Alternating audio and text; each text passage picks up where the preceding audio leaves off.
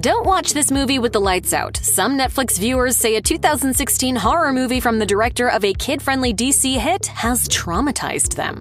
The horror genre is filled with Cinderella stories where independent filmmakers hit it big with a compelling short film and nab a successful career making studio pictures. Think of the humble beginnings of Sam Raimi and The Evil Dead, or the trauma roots of James Gunn. They're both horror mavens who went on to direct some of the most expensive and globally successful blockbusters of recent memory. Another director who followed this micro to macro trajectory is David F. Sandberg, the Swedish filmmaker behind Shazam, who got his start making no-budget horror shorts under the online pseudonym Pony Smasher.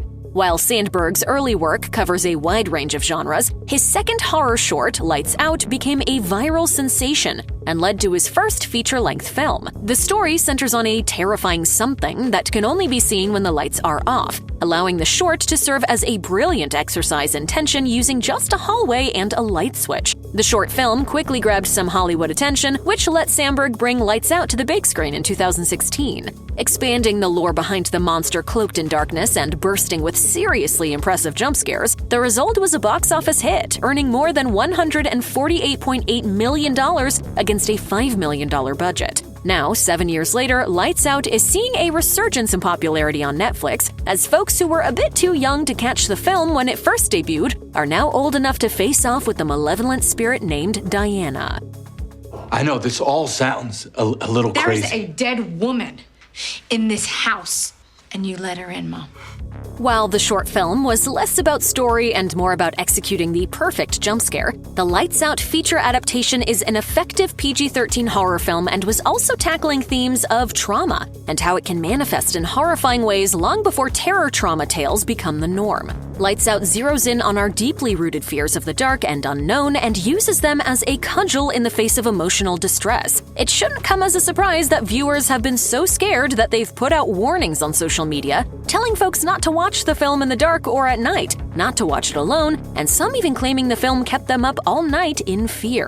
One Twitter user wrote, "Warning, if you are a faint-hearted person, do not watch it alone." Another fan tweeted, "I'll never forget the day I first watched that because it's the first time I saw somebody be so terrified walking out of a movie theater, I was tickled a bit." Lights Out isn't just creepy to some viewers, it's downright life-affecting. One Twitter user listed the film as one of two that traumatized her, putting the scarefest on the same level as the incredibly graphic and violent Megan is Missing.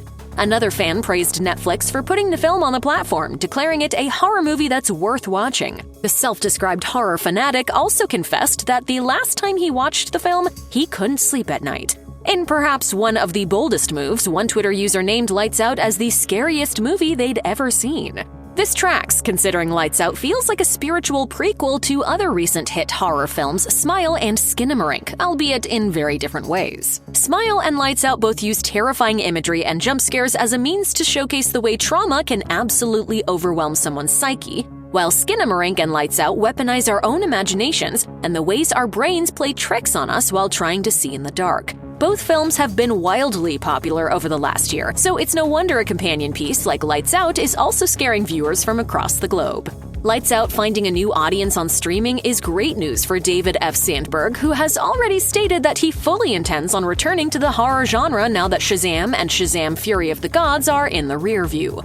While the latter film may not have performed quite as well as DC and Warner Brothers may have hoped, it allowed Sandberg to make a clean break from the superhero genre. Folks talking about Lights Out once again is a good thing for whatever he's got cooking next in the world of horror. The last time Sandberg helmed a horror movie, he made Annabelle Creation, arguably the best film in the series centered around the creepy haunted doll. Here's hoping his next horror movie is just as terrifying as Lights Out.